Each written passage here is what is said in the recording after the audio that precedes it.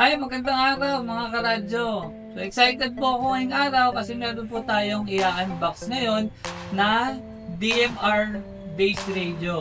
Isa sa high-end po ni Hytera. Ang model po nito is HM788. Ito pong version na to, ito po yung walang GPS. So tara po, i-unbox na natin.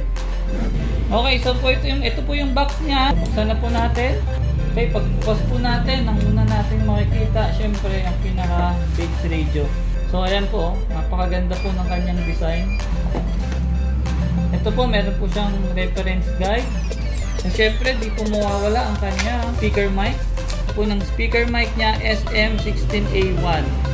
Next po, syempre, ang kanyang power cord. Ayan. Bracket po, yan, mounting bracket. So, pwede i-mount sa sasakyan or sa... Yan, meron din pong mount ng mic para pwede po siyang i-hang. Meron din pong fuse. Ayan po. Bracket po niya yung pang-lock. Ayan po. Yan na po ang laman ng HM788. Ito po yung isa sa pinaka-high-end Hytera na base radio. DMR po ito. Analog and DMR. Ayan po. Pag may order po kayo, contact lang po kayo sa amin. Maraming salamat po. This is Gerald from Gerald Store PH.